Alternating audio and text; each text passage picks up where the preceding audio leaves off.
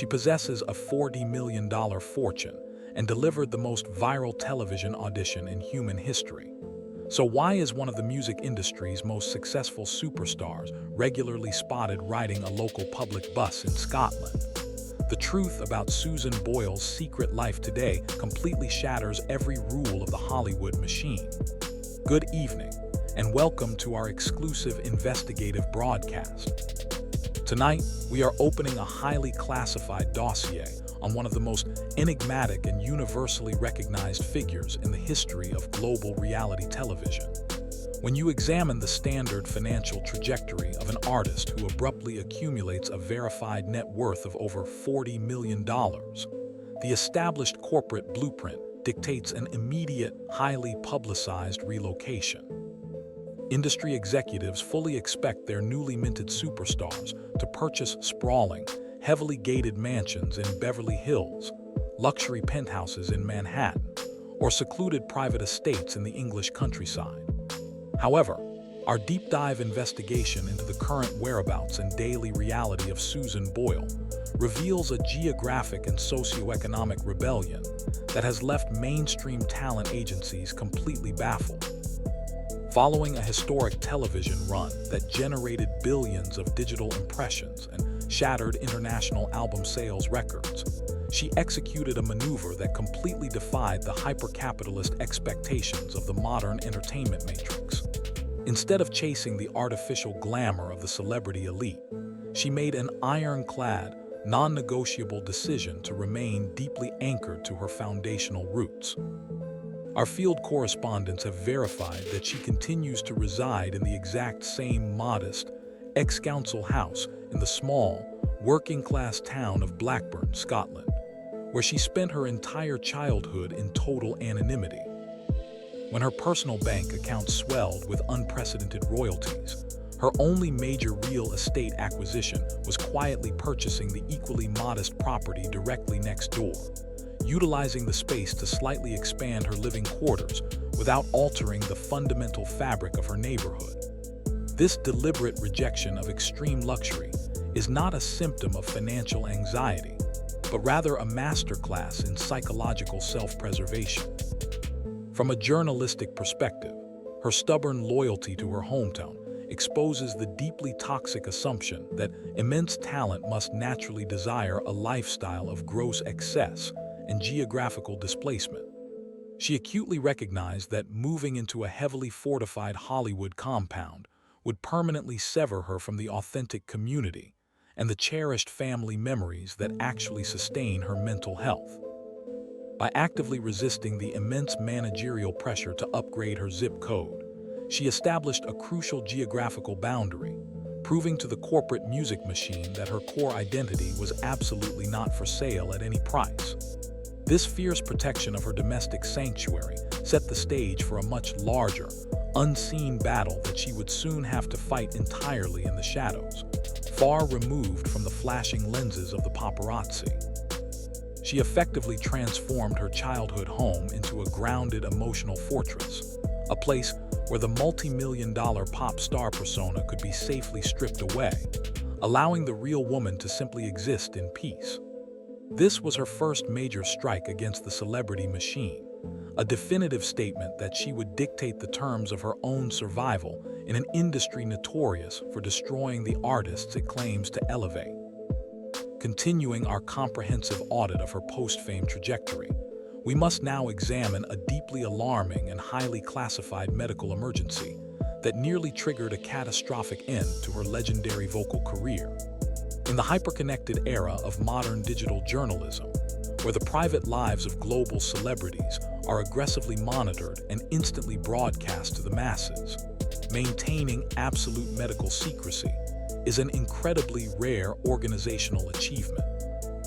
Yet, our investigative unit has confirmed that in the spring of 2022, completely shielded from the invasive lenses of the global tabloid apparatus, Susan suffered a sudden and terrifying neurological event, officially classified as a minor stroke.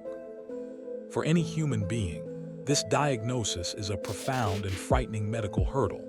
But for an elite vocalist whose entire global empire and personal identity are intrinsically tied to her physical ability to generate perfect pitch and diaphragmatic control. It represents an absolute existential crisis. The neurological trauma left her physically compromised, severely threatening her basic communicative functions and raising the terrifying reality that the soaring, angelic voice which had captivated millions might be permanently silenced by her own biology. Rather than allowing the mainstream media to commodify her vulnerability and transform her private medical trauma into public spectacle, she and her highly disciplined management team executed a total information blackout.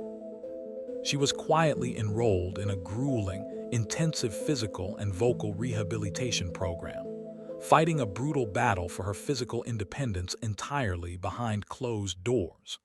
From a news desk perspective, the sheer operational discipline required to keep a crisis of this magnitude completely hidden from the international press for over a year is nothing short of extraordinary.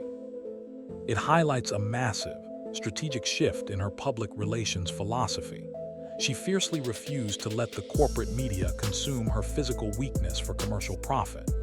The profound psychological weight of sitting in a rehabilitation facility, staring down the very real possibility of losing the single greatest asset that defined her life, is completely incalculable. When she finally emerged from this classified recovery period, returning to the television stage the following year, she did not frame herself as a victim seeking public sympathy. Instead, she presented herself as a fiercely resilient survivor who had literally fought her way back from the edge of physical devastation. This hidden chapter permanently redefines her legacy, proving that her ultimate strength was not merely hitting the right notes under the bright studio lights, but her incredible, silent capacity to rebuild her entire physiological foundation in the dark. The silence surrounding her recovery was a strategic masterstroke, protecting her mental health from the toxic speculation of internet gossip columns.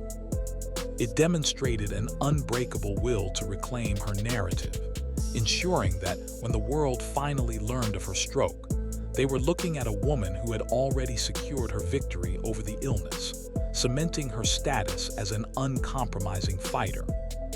As our broadcast delves deeper into the complex psychological landscape of unprecedented fame, we must address the devastating financial toxicity that tragically infected the most intimate corners of her personal life. Throughout the history of the entertainment business, sudden, massive injections of liquid wealth have consistently operated as a highly corrosive element, frequently destroying the foundational relationships of newly minted superstars. Unfortunately, the Susan Boyle phenomenon was not immune to this dark, systemic reality. Following the historic, record-breaking global distribution of her initial studio albums, which generated tens of millions of dollars in gross international revenue, her brand-new financial empire quickly became an absolute magnet for interpersonal exploitation. According to deep industry sources and extensive investigative reporting from the period, highly bitter and deeply destructive financial disputes rapidly erupted behind closed doors, aggressively tearing the fabric of her immediate family structure apart. Certain relatives allegedly began making astronomically large, aggressive demands for cash bailouts, business investments, and personal financial favors.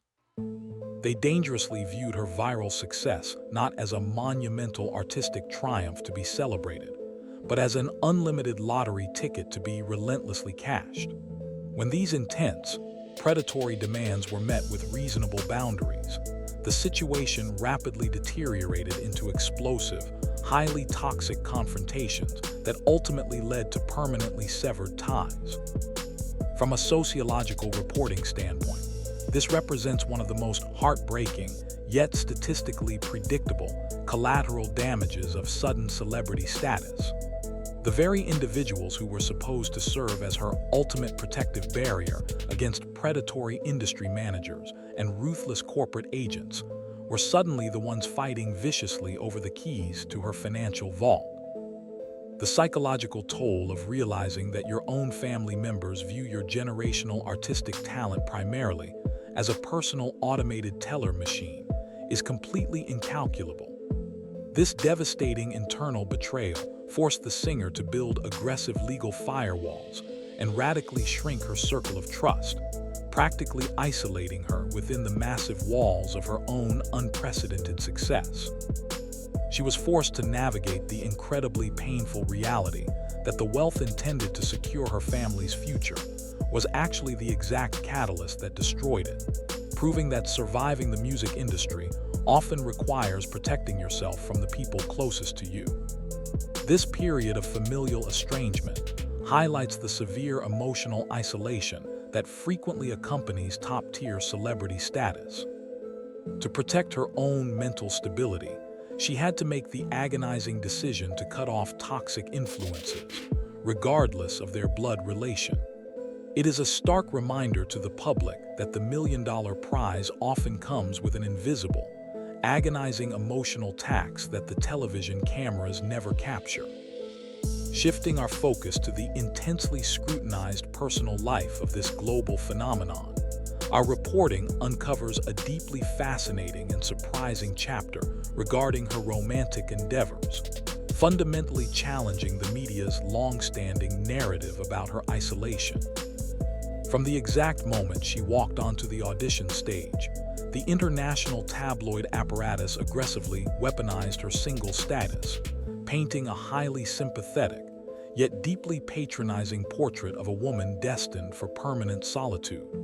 For decades, her absolute lack of romantic history was treated as a bizarre public spectacle. However, completely circumventing the watchful eyes of the global paparazzi, a massive shift occurred when she reached the age of 53. Long after the chaotic, blinding peak of her initial television journey had subsided. While traveling on a high-profile international tour, she secretly engaged in her very first significant romantic relationship with a highly respected American medical professional, whom she met completely by chance at a luxury hotel. This was a quiet, fiercely guarded romance that finally provided her with a genuine taste of the intimate companionship that the cynical press corps swore she would never experience. From a human interest perspective, this late-in-life development was a profound victory, proving that she was fully capable of navigating the complex emotional waters of a mature relationship away from the blinding glare of the studio lights. Yet, in a massive, empowering twist that deeply shocked industry insiders and relationship columnists alike, she ultimately made the highly calculated, independent decision to terminate the relationship. After experiencing the realities of a traditional partnership, she realized that she fiercely preferred her absolute autonomy. She did not need a romantic partner to validate her existence, manage her multi-million-dollar estate, or dictate the daily rhythm of her life. By actively choosing her own independence over a high-profile, tabloid-friendly relationship, she fundamentally rejected the societal expectation that a woman's ultimate success must be tied to a romantic partnership. She proved that her solitude was not a tragic symptom of her unique lifestyle, but a highly curated, deeply empowering choice that allowed her to maintain absolute sovereignty over her personal space, her massive wealth, and her fiercely protected peace of mind. This definitive romantic choice serves as a powerful testament to her deep self-awareness and unshakable confidence.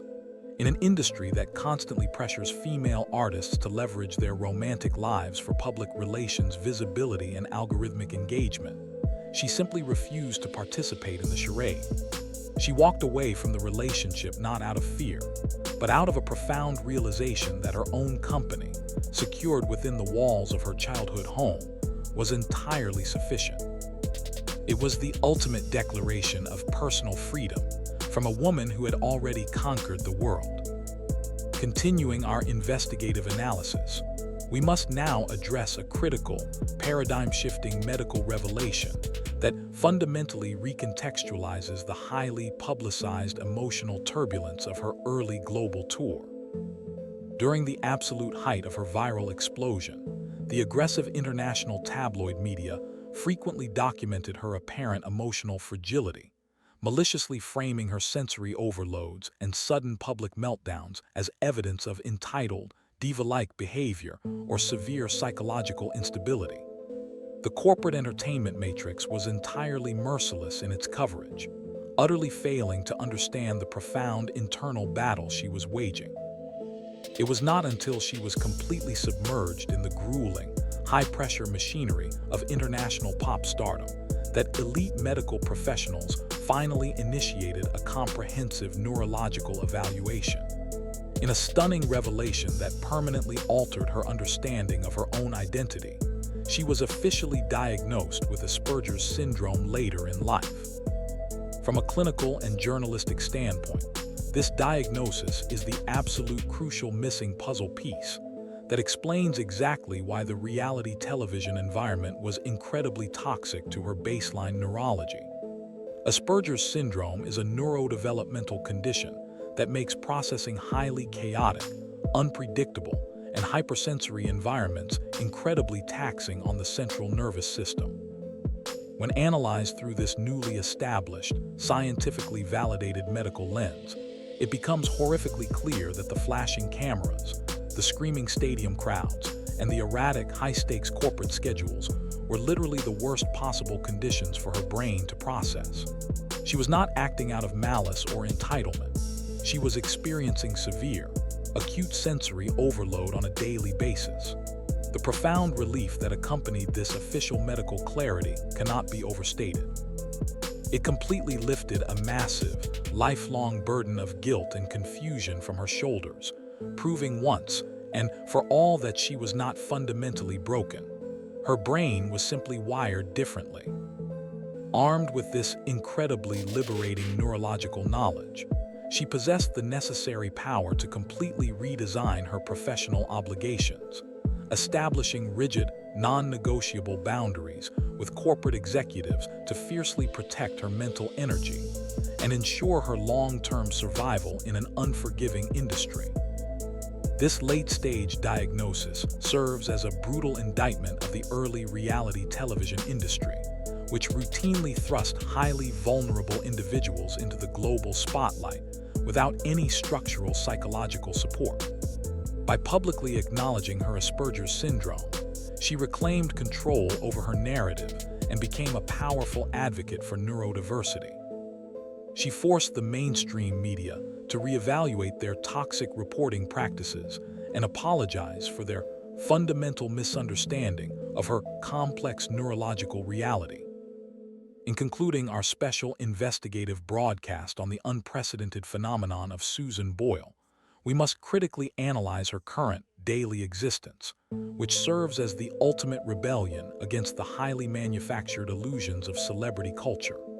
Today, she operates completely and deliberately outside the toxic confines of the celebrity matrix, living a life that leaves Hollywood executives and public relations managers absolutely baffled.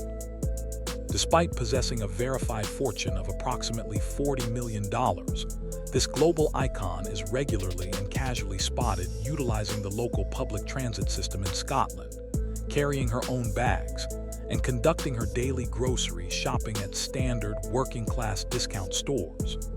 She engages in normal, everyday conversations with her local neighbors, who respectfully treat her not as a global commodity, but as a standard member of the community. From a sociological reporting perspective, this extreme frugality and aggressive normality is not a sign of financial distress. It is a highly calculated, brilliantly executed strategy to retain her essential humanity. She successfully beat the corporate entertainment machine at the highest possible level by extracting massive, generational wealth, and then completely refusing to play their exhausting, superficial game. She did not simply fade away into tragic obscurity like so many victims of the reality television era. She executed a flawless, premeditated escape plan. By stepping away from the aggressive flashbulbs and the endless demands of corporate touring, she proved that true power in the modern era is not measured by how many paparazzi are actively chasing your vehicle, or by how many millions of followers you maintain on digital platforms. True, absolute power is having the financial sovereignty to live exactly how you want, completely unbothered by the expectations of the masses. She captured the entire world's attention, secured her massive fortune from the television networks, and then quietly, triumphantly walked back into the real world. She serves as a permanent, undeniable reminder that the ultimate victory in the entertainment business is surviving the fame, securing the bag, and having the sheer courage to leave the dangerous illusions of Hollywood far behind you. Her legacy is entirely unique. She is the anti-celebrity who conquered the celebrity ecosystem. As we close this report, her story forces us to reevaluate our societal obsession with fame. She demonstrated that stepping out of the spotlight is not a surrender, but a profound reclamation of one's own soul. For Susan Boyle, the greatest performance was not her audition, but her masterful disappearance into a life of authentic peace, proving she truly lived it on her own terms.